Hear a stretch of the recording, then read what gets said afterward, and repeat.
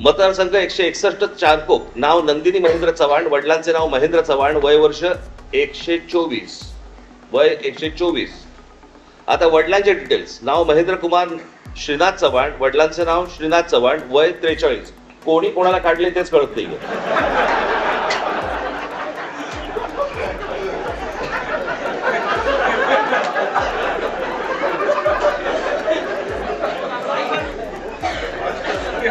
अरे विषय गंभीर आहे.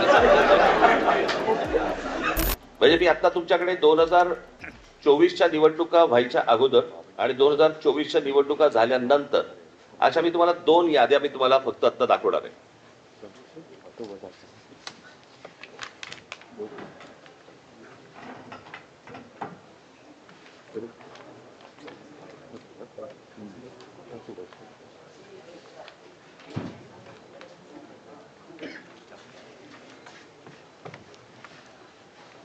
निवडणूक 2024च्या निवडणुका ज्या वेळेला झाल्या त्यावेळेला ज्या निवडणुकांची जी मतदारांची यादी होती ती मी यादीचा काही छोटासा तपशील मी फक्त आपल्यासमोर मी वाचून दाखवणार आहे. याच्यावरनं तुम्हाला साधारणपणे मला असं वाटतं पत्रकार बोलले नाहीत मध्ये तर बरं होईल. आपण कॅमेरामन जरा शांत राहिलं तर बरं होईल, कारण आपलं कॅमेऱ्यातनं सगळं टिपतंय, परत आपण पण बोलताय. 2024च्या अगोदरची जी यादी आहे त्याच्यामधली फक्त मी काही नावं आपल्याला फक्त आपल्यासमोर मी वाचून दाखवतो, म्हणजे साधारणपणे यादीमध्ये काय प्रकारचा घोळ आहे हा आपल्याला आणि महाराष्ट्राला लक्षात येईल. मतदारसंघ 160 कांदिवली पूर्व. नाव धनश्री कदम. वडिलांचे नाव दीपक कदम. वय वर्ष 23. आता वडिलांचे डिटेल्स. नाव दीपक रघुनाथ कदम. वडिलांचे नाव रघुनाथ कदम. वय 117. मतदारसंघ 161 चारकोप. नाव नंदिनी महेंद्र चव्हाण. वडिलांचे नाव महेंद्र चव्हाण. वय वर्ष 124. वय 124. आता वडिलांचे डिटेल्स. नाव महेंद्र कुमार श्रीनाथ चव्हाण. वडिलांचे नाव श्रीनाथ चव्हाण. वय 43. कोणी कोणाला काढले तेच कळत नाहीये.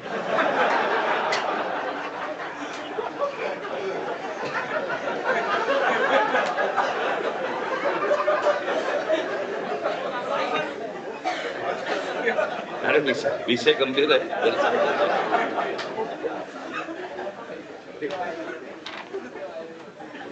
हा 2024च्या निवडणुकीच्या अगोदरचा घोळ. 2024 नंतर त्यांनी त्यांच्या वेबसाईटवरती यादी जाहीर केली ज्याच्यामध्ये फक्त नावं आहेत, फोटो नाही, पत्ता नाही, काही नाही. आणि मग काल आम्ही जेव्हा केंद्रीय निवडणूक आयोगाशी बोलत होतो त्यावेळेला त्यांनी सांगितलं की नाही हे राज्य निवडणूक आयोगाकडे येतं. आता राज्य निवडणूक आयोगाकडे आम्ही भेटल्यानंतर राज्य निवडणूक आयोग म्हणतं हे केंद्रीय निवडणूक आयोगाकडे येतं. दोघेही प्रतिनिधी हे केंद्रीय निवडणूक आयोगाचेच प्रतिनिधी आहेत. आणि म्हणजे महाराष्ट्रातल्या राजकीय पक्षांना या संपूर्ण मतदार याद्या न दाखवण्याचं याच्यात काय मिळणार तुम्हाला? यात फक्त घोळ होणार आहेत. आणि आता आम्ही फक्त त्यांच्यासमोर एवढंच सांगितलं की या मतदार याद्या जोपर्यंत सुधारणा होत नाही, तुमची सुधारणा होत नाही, तोपर्यंत निवडणुका तुम्ही घेऊ नका. आता साधारणपणे आपण जर समजा महानगरपालिकेच्या किंवा स्थानिक स्वराज्य संस्थांच्या निवडणुका जर समजा आपण पाहिल्या तर गेल्या 5 वर्षामध्ये निवडणुका झालेल्या नाहीयेत. मग जर 5 वर्ष जर समजा या निवडणुकांमध्ये गेलेली असली तर मग याद्या सुधारण्यासाठी अजून 6 महिने गेले तर काय फरक पडतो? आणि मला असं वाटतं की या याद्या सुधारल्याशिवाय त्यांनी निवडणुका घेऊ नये हेच आज आम्ही त्यांना सर्वांनी सांगितलेलं आहे. म्हणजे त्यांनी आता काहीतरी काल आमची भेट झाल्यानंतर त्यांनी एक नोटिफिकेशन काढलं आणि त्याच्यामध्ये आम्हाला राजकीय पक्षांना 8 दिवस दिले. म्हणजे हे 6-6, 8-8 महिने काम करणार आणि राजकीय पक्षांनी 8 दिवसामध्ये ह्यांना सगळ्या छाननी करून द्यायची, कसं शक्य आहे? आणि म्हणून तो काल जो त्यांनी काय नोटिफिकेशन काढले ते एकतर रद्द करायला आम्ही त्यांना सांगितलेलं आहे.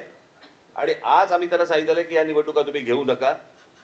उद्या ते काय याच्यावरती निर्णय करतायत हे आम्ही 1-2 दिवसात पाहू आणि त्याच्यानंतर मला असं वाटतं सर्व राजकीय पक्ष मिळून आम्ही एका निर्णयापर्यंत येऊ.